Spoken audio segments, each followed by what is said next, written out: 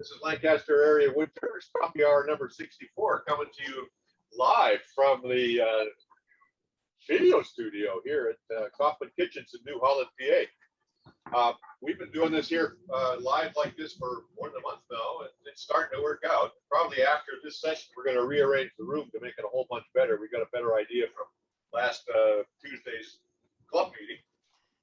I'm going to go back to gallery view, having said hello to you all. And I want to get the spotlight off. There, okay. I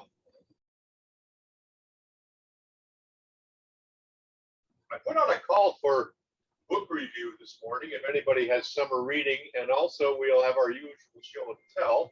And before I go a whole lot further with other stuff, I wondered, did any of you read that? Did anybody bring along their summer reading to tell us about? I know Ernie did, and I know I did.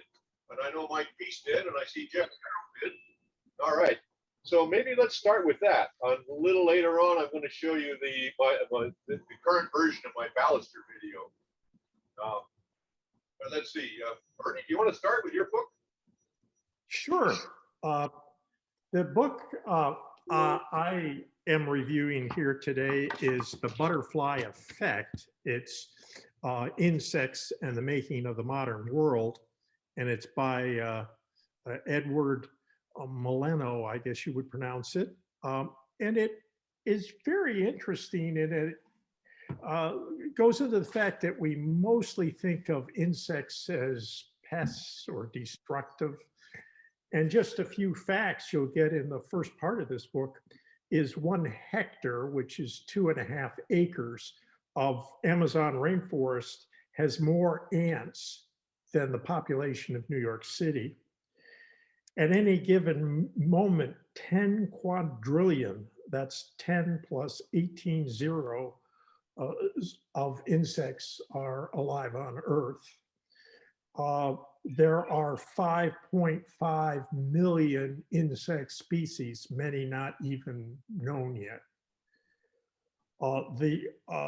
They are the most abundant of Earth's animals. They represent 80% of the mass of Earth's animals. Did you count them, Ernie? Yeah, I use a slide rule. They all live in Ohio.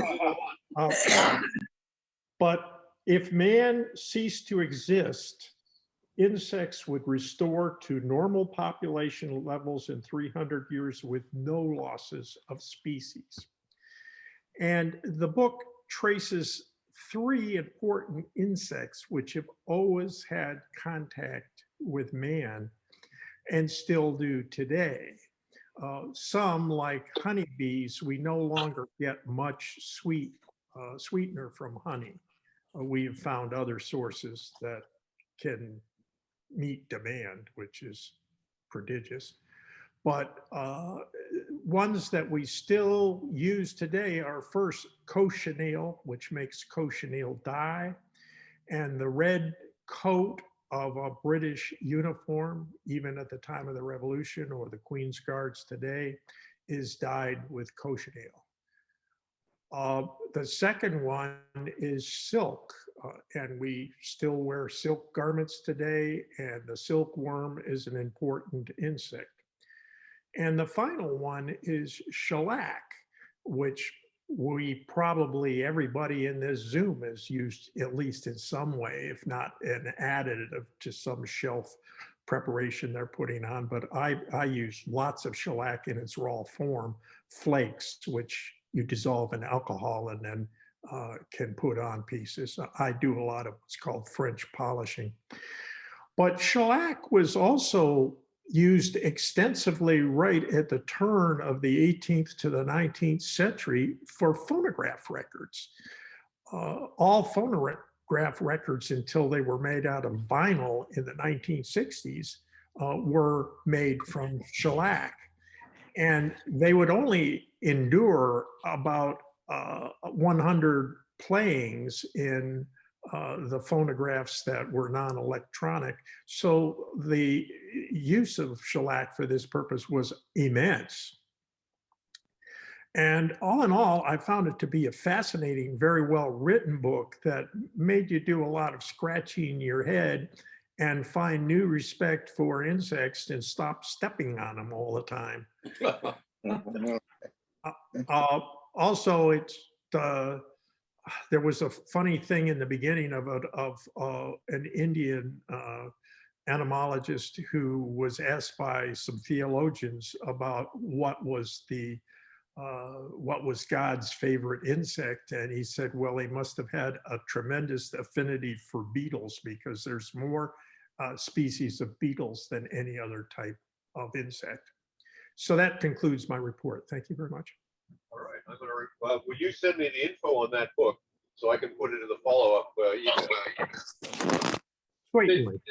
They didn't mention carpenter ants, Ernie. They're important for you to get your business with the balusters and everything, isn't it? Yeah, I usually salt a few into every shipment.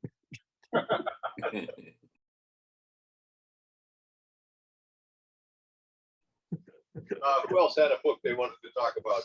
Mike Feast, I saw you had your hand up. Yeah, I don't know that I'd say these are summer readings, and they're kind of hard to get, but they were two used books I picked up a while back by Bill Jones, who was I think a fourth generation bone grubber, they called them, people that turned ivory and threaded it. And he was one of the last. He passed away a few years ago, but it's just a fascinating read because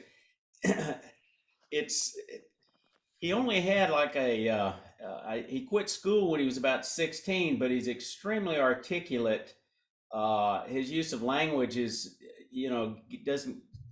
it's not what you would expect of somebody that left school at such an early age. He kept notes and journals as throughout his life and his wood turning career, which lasted a long time. And then he wound up writing a series of 24 articles for the British Wood Turning magazine, in which he then compiled into this. The first 12 he compiled into this book, and it was so successful he did a second one because he had so much material. And it's just fascinating to listen to to read about all of his techniques that lend itself mostly to smaller, very hard woods and ivory, but it's just it's always stories. It's got lots of stories in it. The problem is they're no longer in print.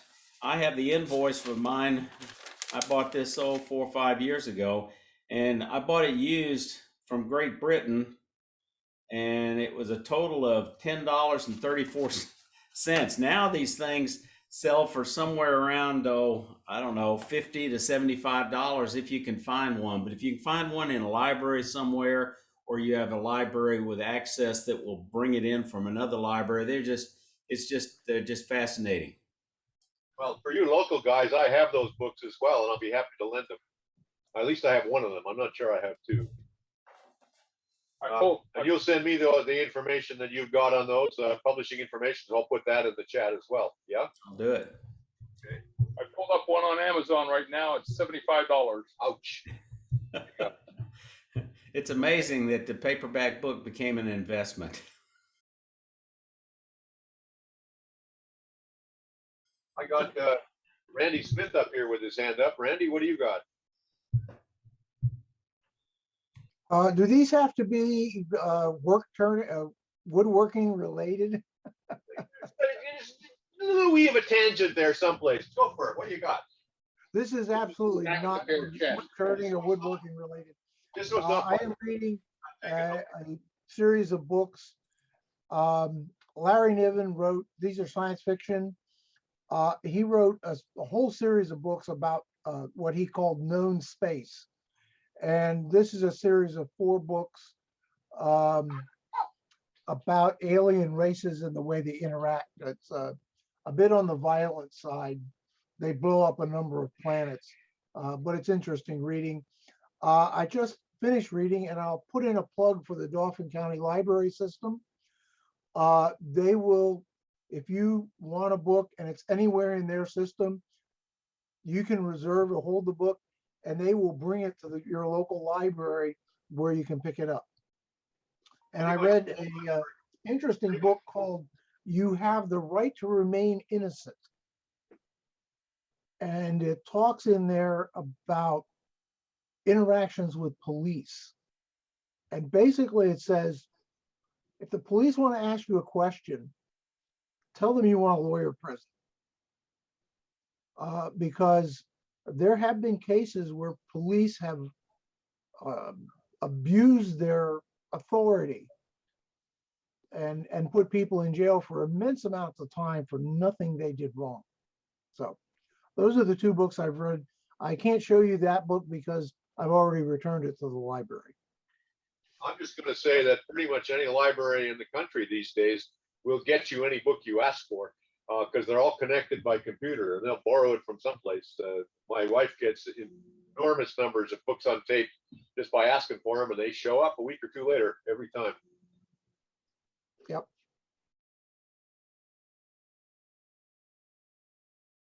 Who else had a hand up here? Jeff Carroll, you got something? I do. Yes. Yes, I'm here.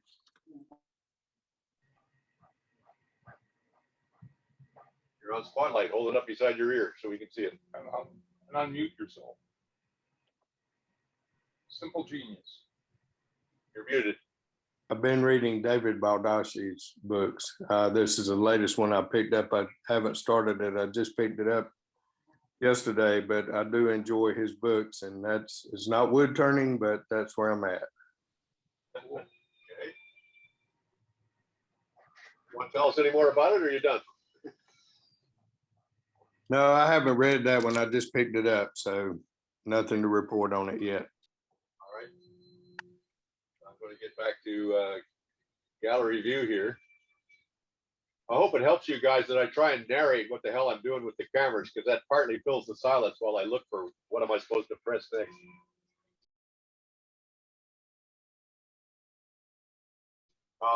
I've got two books here I want to tell you about before I go to whoever else is on the screen. So I'm going to spotlight me, if it's okay with you. Yeah. I see Karen Kernan has her hand up. We'll get to her in a minute. The first one here is called The Age of Wood by Roland Enos. The construction, our most useful material in the construction of civilization. His contention is, and I've always thought this, and he proves it, the Stone Age was actually a wood age, and most of the stone tools that have made it down to us were actually formed and shaped not for cutting meat, but for cutting wood. And that pattern goes on throughout human history. You would not have pyramids and you would not have Grecian temples without wooden scaffolding. You wouldn't have buildings with columns without prior buildings that were held up by tree trunks. We just don't know about them in the archaeological record because the wood don't make it and the stone does. Similarly, all through all of the ships that colonized the world were wooden ships. The settling of North America was in large measure a woodworking operation of chopping trees down, making them into charcoal, using them to smelt metal, using them to make buildings, using them to make paper. Quite a bit of revolutionary furor in this country was over the right to have sawmills in this country to saw wood for local use as opposed to importing it from England or from the Caribbean. And this carries on today to his final point, which I think is true, that in the vast span of geologic time, there have been a number of situations where the planet's atmosphere has radically changed. And the trees and the plants are what bring the atmosphere back into balance. It takes them a long time because their time frame is not our time frame, but that's what has saved life on Earth before, and it's what's likely to save life on Earth again, even if we as a species don't make it.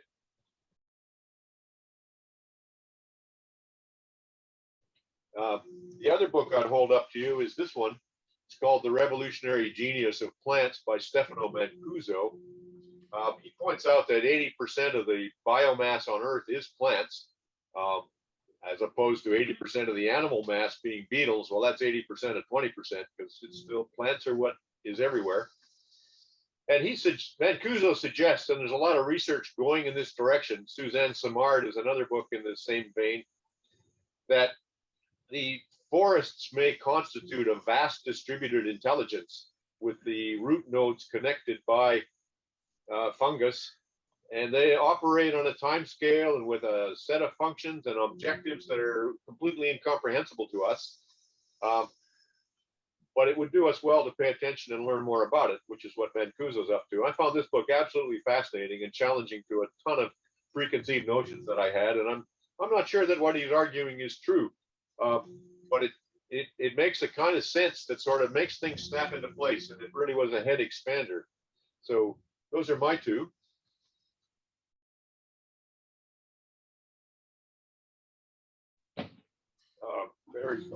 Barry got one there. Okay, I'm going to switch cameras now to gallery view, and I'll bring it up. just like Doug, if you would go to that camera, no, go to the other camera, Doug, and I'll put it and aim it at Barry. That's the way to go here. Okay. And I will get Barry. Okay, now I'll spotlight that. I bring it in closer. You're fine. Just stay and hold it still. Yeah, there you go. The book is called American Chestnut. I picked it up from our local library, I guess, about 2 years ago, and I had known roughly about chestnut blight and what some of the obvious impacts were. But you get the magnitude of the impact in that chestnuts were almost like made into flower in the Appalachian Mountains prior to the tree's species demise.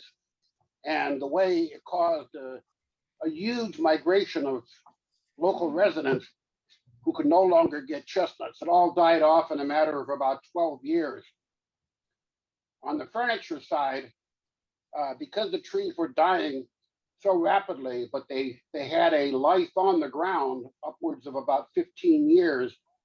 But about that time, the gasoline-powered chainsaw was invented, and they began to ship at the peak to New York City. 12 billion board feet per day was arriving by train. So if you go into any buildings that were made about 1920 to 1930, you'll quite often see heavy, like black forest carved chestnut cabinets, walls. They just, every surface you look at it is a dark, heavy chestnut. It was because at that time it was cheaper than any other product because it was in such an abundance. But it's just a well-documented, well-researched book, and it's a small book, so you can read it in just a few days. Chestnut is an enormously easy wood to work as well. It really cuts beautifully, planes beautifully, takes a lovely polish, turns really nicely. I know this because I bought some chestnut flooring out of an old demolished house some years ago and glued it up and made things out of it. It was just a wonderful wood to work with. And a comment on that, there's an American Chestnut Foundation here in Lancaster, I know, and they're whatever, but they say they believe they've finally developed a resistant strain of the American chestnut for this blight resistant. You're way off camera. Sorry. Sit with the other guys and then everybody can see. My apologies. No, that's okay. We're learning, building the lathe. So my understanding is that the American Foundation has found a blight resistant chestnut, and they're starting to offer seeds out to people that want to grow American chestnuts in their own home or in their own place. So I've got a couple of contacts. I'm going to see if I can find seeds, but if there's anybody else that's interested in pursuing that, let the club know as well. You give me that info, I'll put that in the chat tomorrow to follow up as well. Yeah. Doug, I think Larry Cannell's involved in that. Is It's a he? mutual. I think he is. Yeah. I know two people from my former Alcoa employment that are involved. So I know you can still find in the Appalachians, you can still find chestnut trees almost anywhere you look. However, they are growing from the roots of the old dead trees, and they seldom get more than about maybe a 5-inch diameter trunk. And then I guess the blight is just lying in wait. Yeah. And so those native trees, they just grow to 30 feet tall and not really usable wood, and they're dead. And what you're talking about. That's why they've been able to keep on going, because in 20 years they can reproduce the seeds, but they can't necessarily get much larger. Yeah. What is it true that in the late 30s they would have been used for trimming a lot of houses? I think I remember that my father-in-law's house had chestnut trim, and it was built 1937 or 38. Very common in houses of that era would be chestnut trim, often painted, but equally often varnished clear, and it has a lovely honey brown. Yes. My grandfather's house was entirely chestnut trim, and he refused to allow it to be painted. And so was my in-law's house. It was not painted, thank goodness. Yeah. I have a lot of 2x4s in my house that are chestnut. It's a person who owned a house before me owned a sawmill. So it's all rough cut. You must be in a pretty old house. It's not that old. I think he just had some things laying around and he just decided to make his house out of it.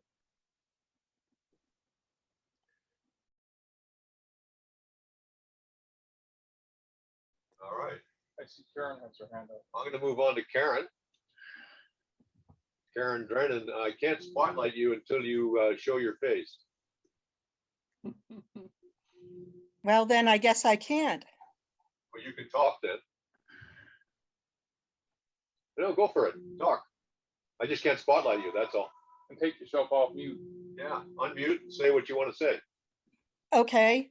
And I don't have video because every Thursday is one of my days to exercise. And I just got off my elliptical and I am looking like a drowned rat. And I don't feel comfortable with that. Okay. So what I will talk about is what I've been reading lately. One of our wood turning members at my club here in Vermont just passed away.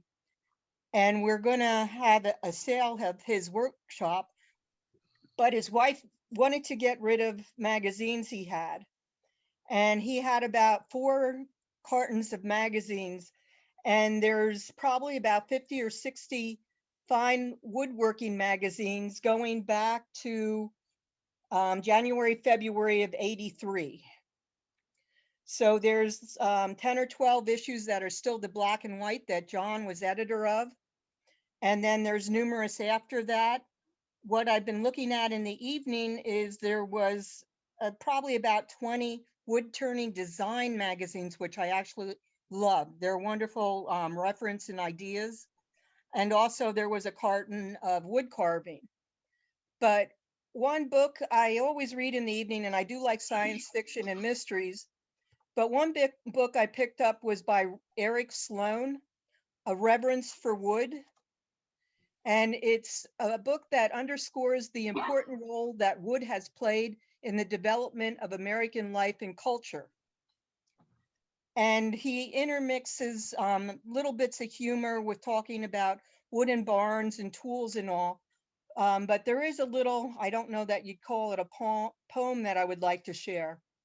The heft and feel of a well-worn handle, the sight and shavings that curl from a blade, the logs in the woodpile, the sentiment of huge beams in an old-fashioned house, the smell of fresh cut timber and the pungent fragrance of burning leaves, the crackle of kindling and the hiss of burning logs, abundant to all the needs of man, how poor the world would be without wood.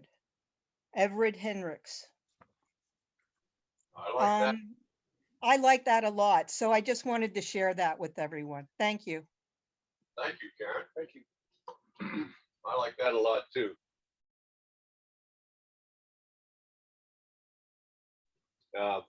We're still here in gallery view. So Ron Sheehan, you got your hand up?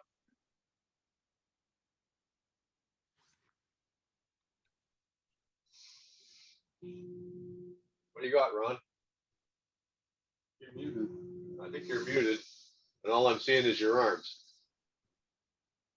Oh, sorry about that. I had my mic turned off. Over here at Woodcrest, we have 2 trees. blight resistant chestnut that were planted 2 years ago. They're Camera about up to your 6 face. or 7 feet tall. So we're hoping that they're gonna keep going and keep growing. They put on about a foot and a half of growth this year already. They are. And my son likes to send books for birthdays and celebrations, holidays and what have you. So he sent a book, and I haven't read it yet, called The Hidden Life of Trees. I've read that. That's a wonderful book. Tim Flannery. No, who wrote it? That's not the author. Peter Wallaman. It's a terrific book. Yeah, Woban, I think his name. But at any rate, yeah, I haven't read it yet, but I want to get into that. That's a superb book, that one. I recommend that one to everybody.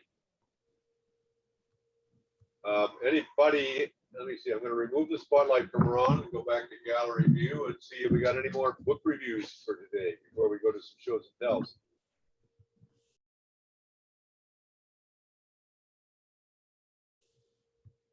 Anybody, you got to stick your hand up. Bowman, you got a book in your hand there. You going to show us something? Unmute yourself, Jim. Unmute. It's a book I've been intending to read, and I still haven't gotten to, but I keep hearing it's the most referenced book that I've heard in the conversations I've had. Have any of you read all the way through it? It's rather intense. I have. It's absolutely brilliant. It is. I agree. Best book ever written. Yep. Yeah, it's a fantastic book. He apparently is a very good technician as well. I mean, He's also dead. He's dead now, but his daughter's still in business over there in Yep. Go visit him on Saturday mornings, visit the place. Yep. It was before COVID. He espouses the thought that the duty of the craftsman is to find the ultimate purpose for each piece of wood. But he also espouses the thought that, well, you know, it's sharp, but it could be sharper. Oh, he's the guy who's responsible for that statement, huh? Okay. Anybody else on books before we go to shows and tells here?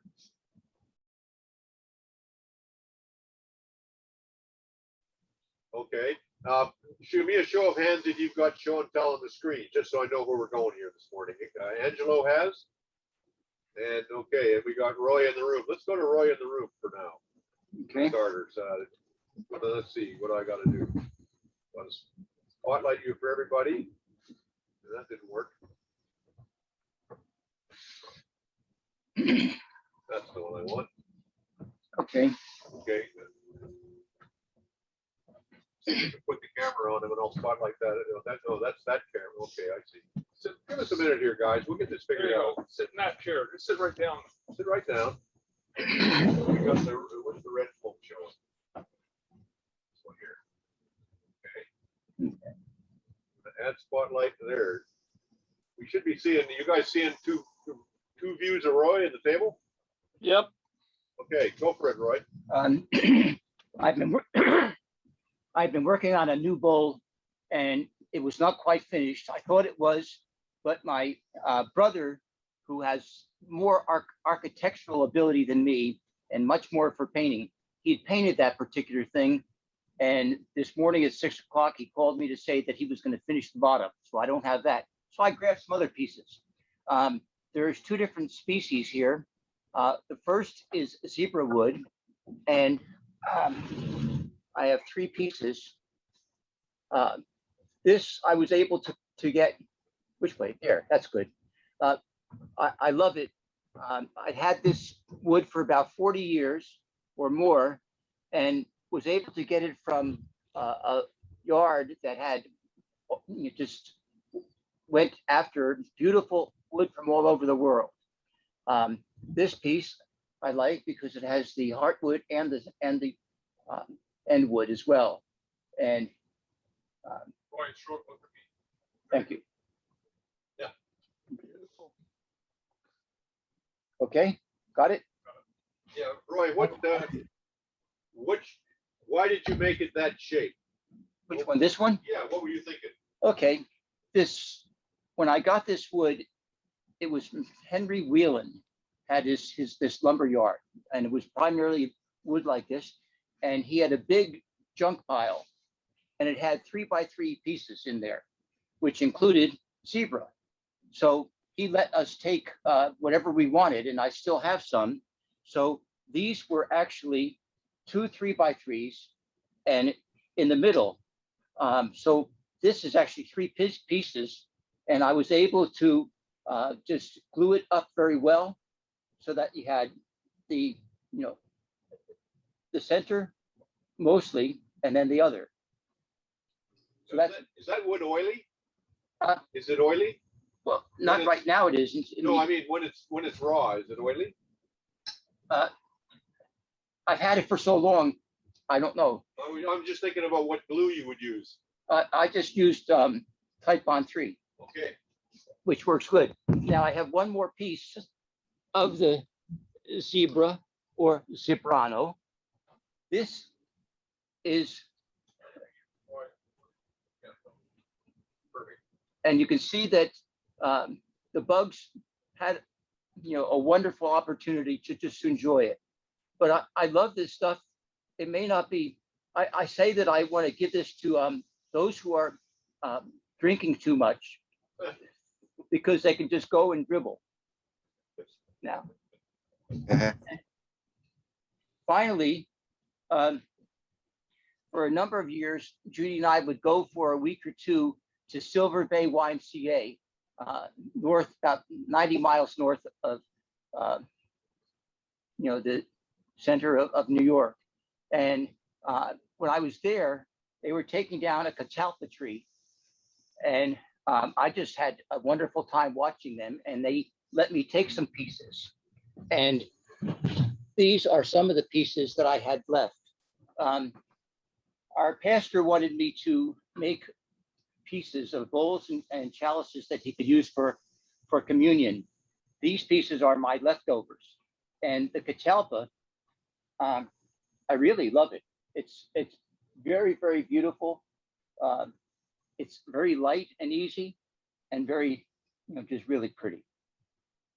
All right. So I have this on the coffee table. These pieces were on the coffee table in our main room. And so when I wanted to have something and I didn't have anything anymore today, I grabbed these. Any questions for Roy?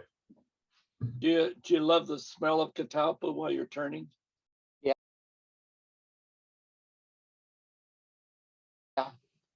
Very nice. Now, Lloyd has some pieces to share as well. Yeah, camera's on you, Lloyd. Okay. Well, Roy and I lived together at Garden Spot Retirement Village, and he's been my mentor. I've only been working this for about the last 3 months. But He's the best student that I've had of all the bunch of them there. That's quite a compliment from Roy. But anyhow, I have got the reputation at Garden Spot Village Woodshop as the scrap king. All these pieces I brought are made from people's scraps that they throw out. You wouldn't believe the wood these guys waste in the wood shop. But anyhow, this was a bowl that somebody else had started, and there had been a knot right in the side over here, and the knot chipped at him. So he just threw the whole shooting match in the trash bin. So I got it out. I took a chisel and a hammer and I cut the knot out, fill it with epoxy and sawdust. That's the shape. That's the reason for the shape of this bowl, because I wanted to get past that knot. So that's cherry and black walnut. And unfortunately, it does have a crack in it, but I didn't bother filling it. I figured that's part of the board. That's the character in the board. Very nice. Now this like I said, I get scraps. This came from a wood slab I got down at the Hans Herr Historic Homestead, and I made a cutting board for the people down at Hans Herr house, and I had this little piece left over, so I just cut it, and I'm just playing around, experimenting. This is just an experimental piece. This is another one. This is a scrap glued up, and it was just a piece of walnut with some, I think that's oak or I think it's cherry. Just shaped it up, and I just have fun playing with it. So whatever comes out, comes out. Those are nice shapes. Thank you. Yeah. Okay, I'm going to take the spotlight off of you guys and go back to the gallery view because I think we got some hands up over here. Jerry Snelson, what do you got?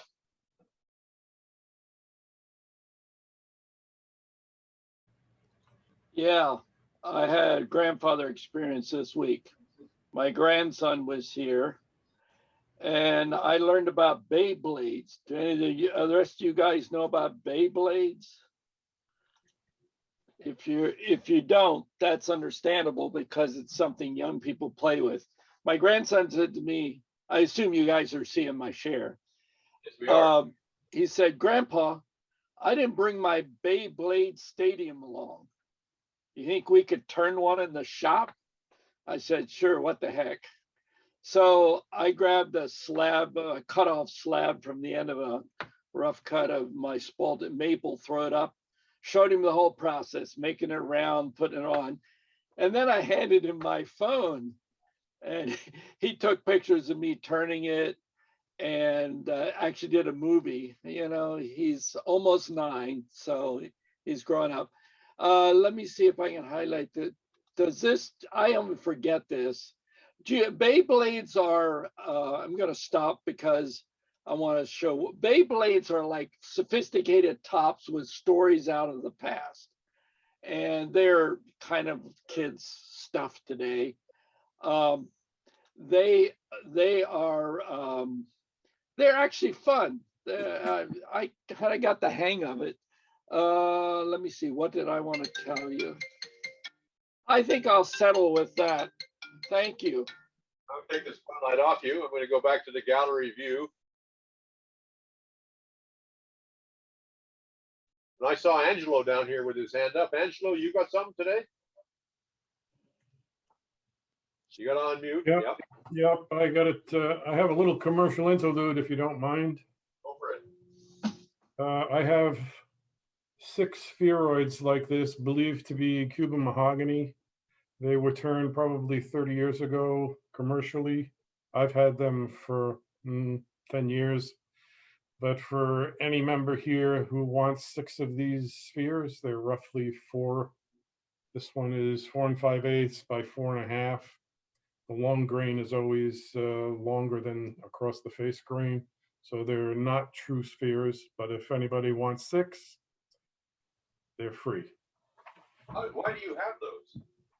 Oh, I bought them for turning tricks, for the big tricks that I have. I figured that if I started with a spheroid, it would be easier to turn to a true sphere rather than starting from scratch. Did that turn out to be true? Yeah, for that size, yeah. I also have 18 1 3/4 spheres. These are rough turn commercially. They need to be refined and turned true. Those also are free for anybody who wants to pick them up. I have a 3/8 inch diameter lamp auger that's about 36 inch longest from stem to stern. And for any club member here, it's free. Is there anybody still out there using friable wheels with a Wolverine jig?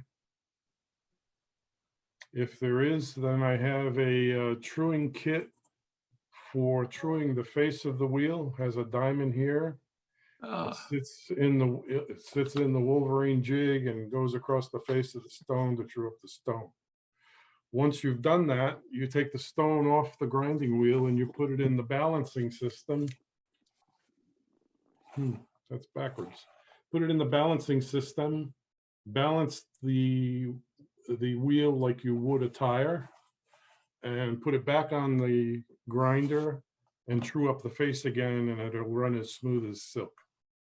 So Angelo, if anybody, but I just want to make a comment. You said it's the lettering is backwards, but it showed up to everybody else on screen as proper. You're seeing the mirror yourself. So yeah, I'm seeing the mirror image. Yep, that's pretty weird. So if anybody has a need for that within the club, it's free to club members. All right. And I think that's it for now. Thank you, Angelo. spotlight off of you. Harvey Porter, what do you got? You're muted, buddy. We're not getting any sound. Can you hear me now? Yeah. Yes. Yeah, you're good. What do you got? Okay. I have got, my daughter is a Frisbee player and played through college and so on, and just had a birthday. So I took all the dimensions of a regulation Frisbee and turned a cherry Frisbee for her. The center area was a little thicker than the actual Frisbee, but the rest of the dimensions are pretty close.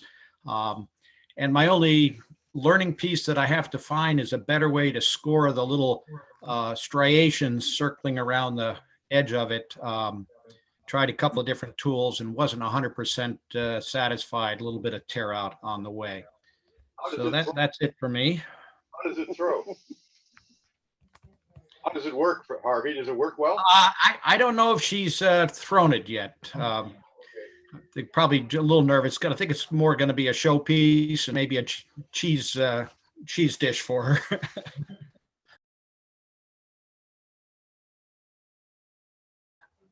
Harvey was the one who first brought me the news that I want to share with the rest of you about our friend Kai from Germany. Kai was inline skating and he fell and he broke his hip.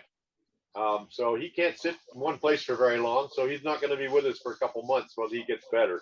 But he is getting better. I've heard from him, and he's there today. He would like us all to say hi. There he is. Kai, how are you doing? Do you want to say hi? Yeah. Hi. Yeah. I've got one of these nice kind of hospital beds or whatever it is now in our living room, where I can sit rather comfortably for a while. So I'm taking part with my laptop today. So yeah, I'm getting better, but I have to keep lying and sitting for another 4.5 weeks, and then I have to build muscle again, and it will take some time till I'm back to wood turning. So I enjoy taking part in the morning coffee hour, and I count the days until I'm recovering. So it will take some time. I'll bet you can figure out a way to fit that bed into the shop. I guess the real question is, what were you doing on inline skates? What did you think you were doing? Yeah, well, I've been inline skating for about 16 years now, and I had a lot of fun doing it. But this year's season didn't start well. So yeah, I kind of fell while skating downhill and greeting someone and not paying attention as I should have paid. So yeah. So things now you happen. have the video. You have all those videos you can edit and then republish in English. Is that what you're going to do? Yeah, maybe there's a lot of things I can do. It's just the problem that my main computer is in the basement, and there's all the stuff is on there, and at the moment I'm using a laptop, so I have to figure out a way to get down there and then transfer it to my other computer to the laptop, and then I can do some editing of video material and stuff like that. Yeah, as long as I can sit, I can do it. But yeah, life slows down abruptly. So I had so many things to do, and then it's kind of going from 100 to 0 in a few seconds. And now I have to wait and wait and wait. Oh, what have you done? Is your hat? What's that hat you're wearing, Bill? What's that? What kind of hat are you wearing? Oh, that's a wound care. I always turn my head, but I got around with skin cancer, so that's where I'm battling now. Oh boy! For the past year, and it's going to get tougher, but I can still I'm doing some putting again now in my shop, so. Yeah, But that's yeah, very good. they're working on it, but it's a new look. We're glad to see you back too. I'm back to gallery. Yeah.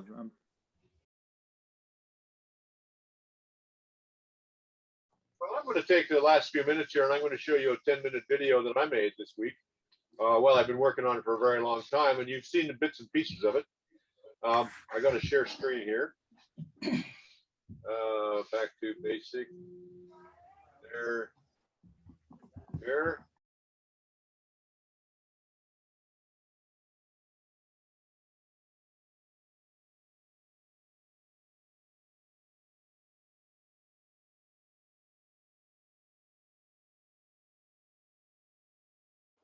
When we made plans for a new deck, I decided to design and turn 108 balusters.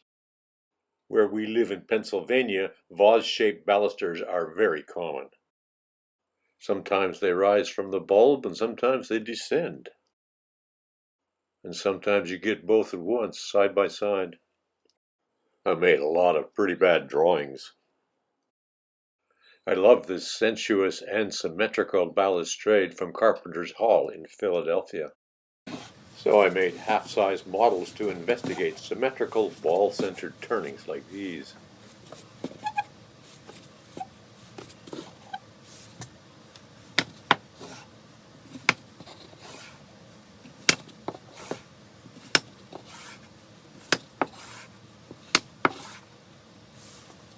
Changing the proportions creates motion, but they can look really busy. Fully rendered limestone caryatids support this balcony at the Acropolis in Athens. Human figurines are an old turning tradition that spans many cultures. Kokishi by the artist Wendy Maruyama are at the Woodturning Center in Philadelphia. And Mark Spheri in Bucks County creates these expressive people by offset turning. And I'm always amazed by how little it takes to humanize a simple turned form. In this classic game, you try to catch the tethered ball on the turned bilboquet. As this old postcard suggests, bilboquets had a certain risque aspect. In this early portrait, the surrealist René Magritte associated a turned bilboquet with his wife, Georgette. Magritte soon used bilboquets to represent eerily menacing trees. And also for people. Sometimes he even drew weird faces on them. Taking dimensions from Magritte's paintings, I turned a male and a female bilboquet. I also experimented with similar forms in half-sized baluster models. These two, similar but not quite the same, go well together. The view from an angle, as they'd be installed, animates the spaces in between. But a whole row of them? Visually bumpy and way too busy. It'd just be confusing.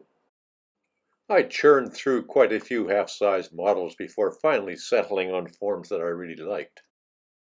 And I gained new respect for classical design with serene balustrades like this portico at Winterthur in Delaware.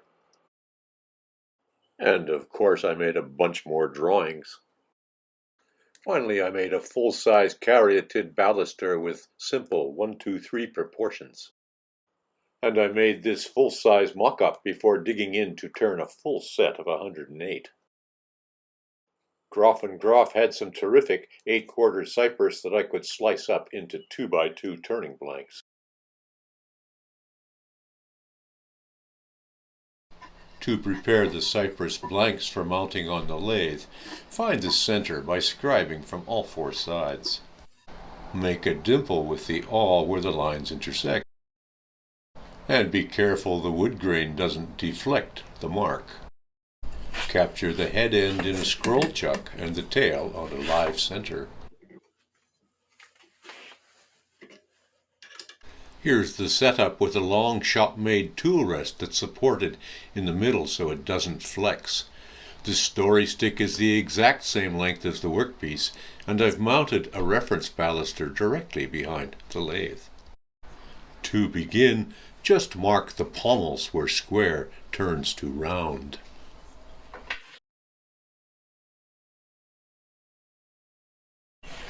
Make sure the spindle turns freely and doesn't bang into the tool rest before switching on. And cut the pommel with the sharp long point of the SKEW chisel.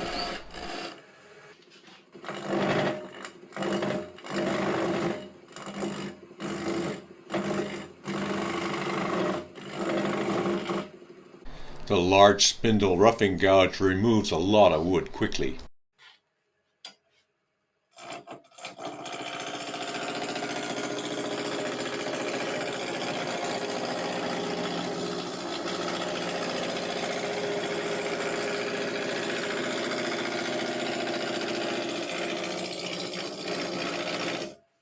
This gouge also can take a light finishing cut, leaving a very smooth cylinder.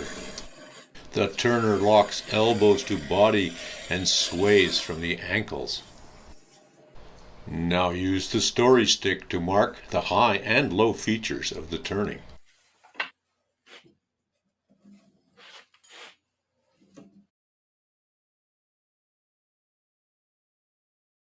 You can turn anything with a sharp spindle gouge. A right-handed person would begin at the tail end.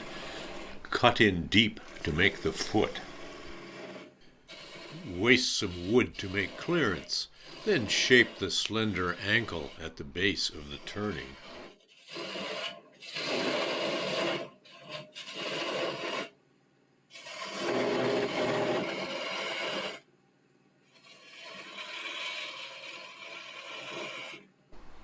Now move directly to make the next incision at the waist of the form.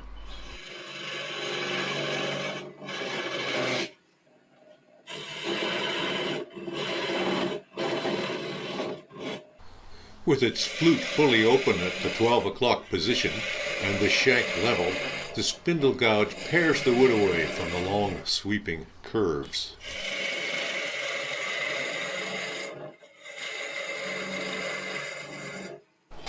Roll the gouge into the bird's beak, angling steeply to form a narrow waist. This clip shows overhand and underhand positions to steady and steer the tool. Continue working toward the headstock to define the 3 curvy forms.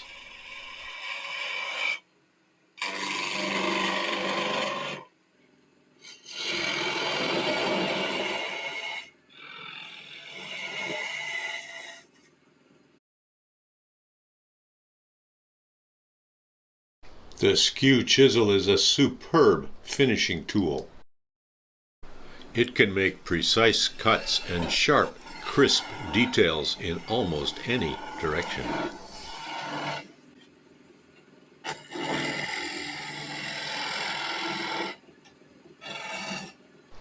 Wrap the left hand around the workpiece so the thumb can guide the SKEW.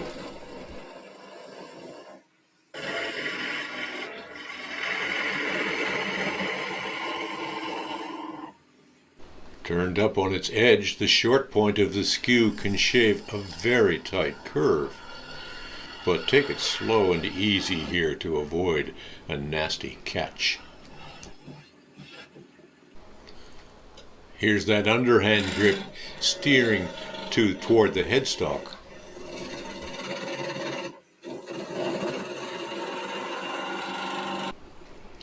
Dance along the turning and flip the SKEW as needed to clean up the turning's details.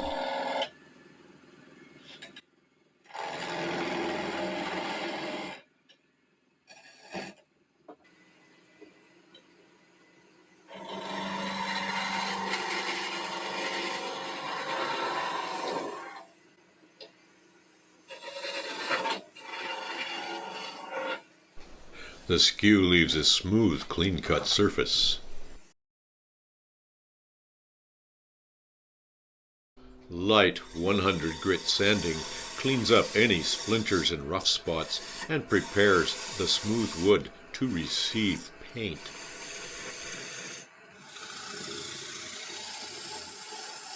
Finally, knock the sharp corners off so paint will stick there too. Number 94 in a set of 108.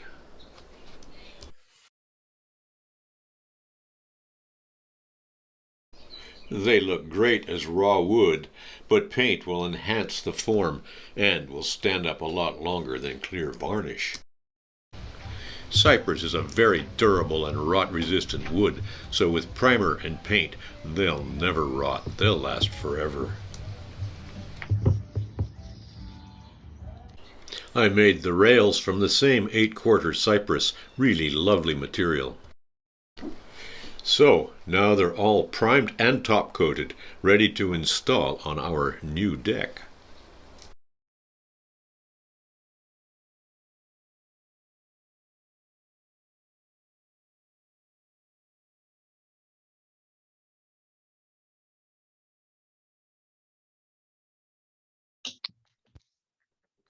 All right. Let's see. That's good. Back to full view. Yeah, so that's my project. Yeah, great video. Thank you. You've seen bits and pieces of it before, and it was this group that saved my butt by explaining that I really needed to be making a long tool rest and figure that out. So I figured out how it adapt that to my Scout lathe, and that worked pretty good. So the other thing that Ernie pointed out to me is that a long tool rest like that in that kind of situation, you don't move the tool rest.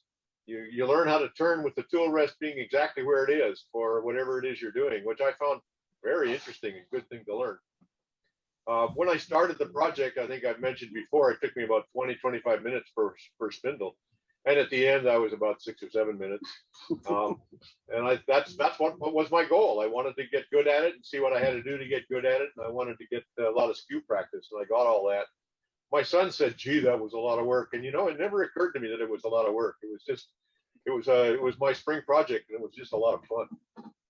And my skills kicked up a whole notch, and I'm going to have one fantastic deck. I have the slowest, most meticulous carpenter in the county, but we're framing now, so we're getting there. John, just a quick question. Do you think if you took a whole new design of baluster, the first one would take you 10 minutes instead of 20 now? Yeah. As opposed to the full. So most of it was about tool handling that you're saying? Tool handling.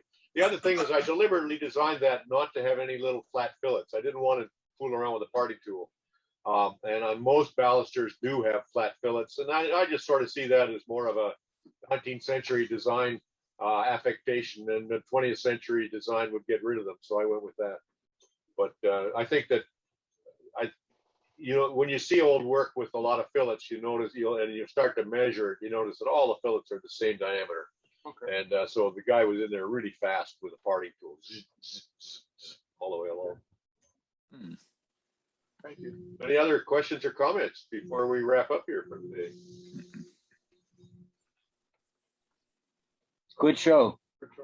Thank you. Thank you all very much for your patience with my Kai. That was something I didn't know about screen share, and now I got that under my belt too. It's like every time we do this, we learn something else. It's just an awful lot of little detail, but we're getting there.